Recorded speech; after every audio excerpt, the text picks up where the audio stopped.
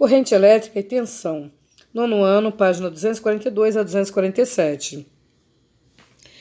Sabemos que casas, as fábricas, as ruas são iluminadas graças à eletricidade. Muitos outros segmentos também dependem dela. O papel de grande importância da eletricidade se baseia no movimento das cargas elétricas através de um material condutor.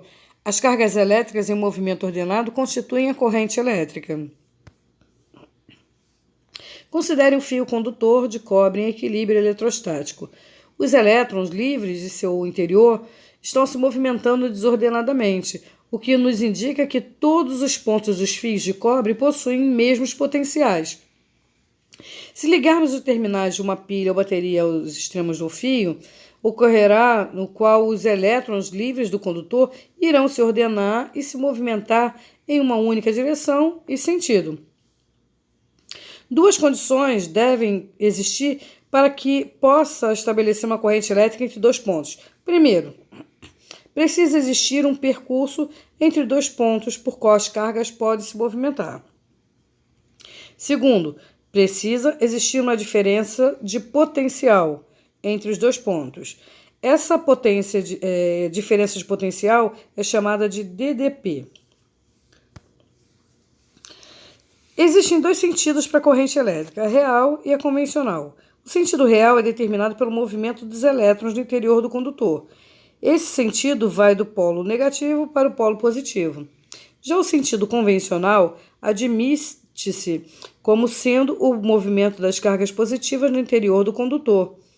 Pode-se concluir que esse sentido é do polo positivo para o polo negativo.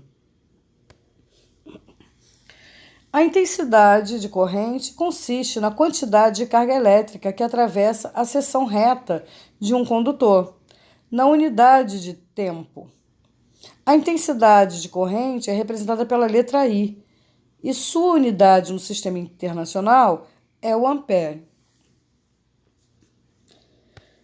Principais efeitos da corrente elétrica.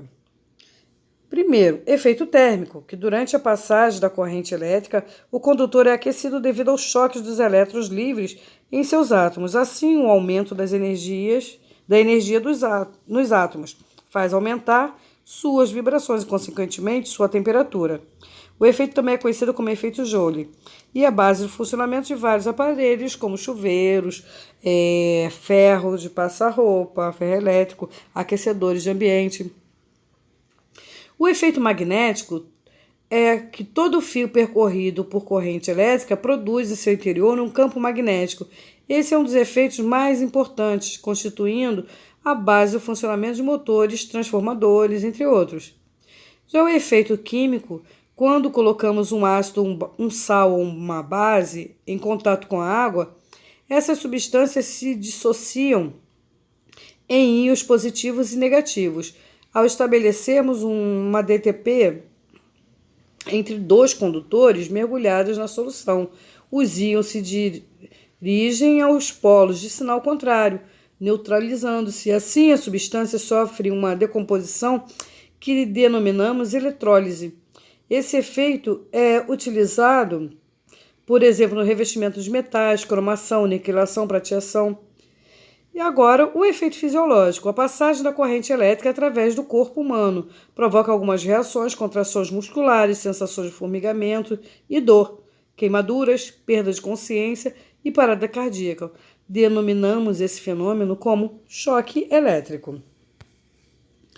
A tensão elétrica. Vimos que para que haja corrente elétrica em um condutor, que é o movimento ordenado das cargas, ele precisa estar ligado aos polos de um gerador. O gerador é o dispositivo que fornece energia elétrica às cargas elétricas através de diferença de potencial. A tensão elétrica é aplicada às extremidades do condutor. A energia elétrica fornecida às cargas vai sendo perdida durante o movimento dentro do condutor, que são os choques com os átomos. O que justifica esse fenômeno é o efeito Joule que ocorre nos condutores, onde a energia elétrica é transformada em energia térmica.